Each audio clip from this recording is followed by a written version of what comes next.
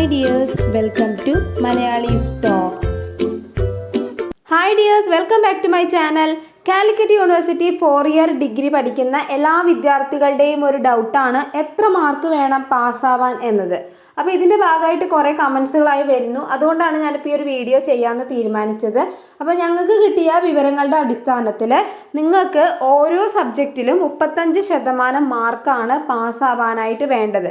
അപ്പോൾ നിങ്ങൾക്ക് എല്ലാവർക്കും ഉള്ളൊരു ഡൗട്ടാണ്, ഇൻറ്റേർണലും എക്സ്റ്റേണലും കൂടിയിട്ട് രണ്ടും കൂടി ചേർന്നിട്ട് 35% മാർക്ക് മതിയോ എന്നുള്ളത്. എന്നാൽ അങ്ങനെയല്ല, നിങ്ങൾക്ക് എക്സ്റ്റേണൽ ആയിട്ട് നിങ്ങൾക്ക് 30% മാർക്കെങ്കിലും എഴുതി കിട്ടണം. അതായത് നിങ്ങളുടെ ക്വസ്റ്റ്യൻ പേപ്പർ ഇപ്പോൾ 70 മാർക്കിൻ്റെ ഒരു ക്വസ്റ്റ്യൻ പേപ്പർ ആണെന്നുണ്ടെങ്കിൽ നിങ്ങൾക്ക് അതിൽ 21 മാർക്ക് നിങ്ങൾ എഴുതിയിട്ട് കിട്ടണം. എങ്കിലാണ് നിങ്ങൾ ആ ഒരു സബ്ജക്റ്റിൽ വിജയിക്കുള്ളൂ. അപ്പോൾ നിങ്ങൾക്ക് 30% മാർക്കായി. അതിൻ്റെ കൂടെ 5%, അതായത് ഇൻറ്റേർണൽ മാർക്ക് കൂടി ആഡ് ചെയ്ത് കഴിഞ്ഞാൽ നിങ്ങൾക്ക് 35% മാർക്ക് ഒരു സബ്ജക്റ്റിൽ കിട്ടും.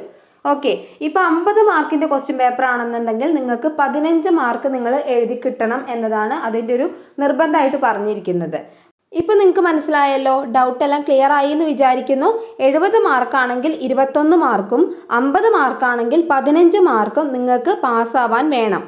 ഇൻറ്റേർണലും എക്സ്റ്റേണലും കൂട്ടിയിട്ട് 35% മാർക്ക് പോരാ എന്നാണ് ഇതുകൊണ്ട് ഉദ്ദേശിക്കുന്നത്.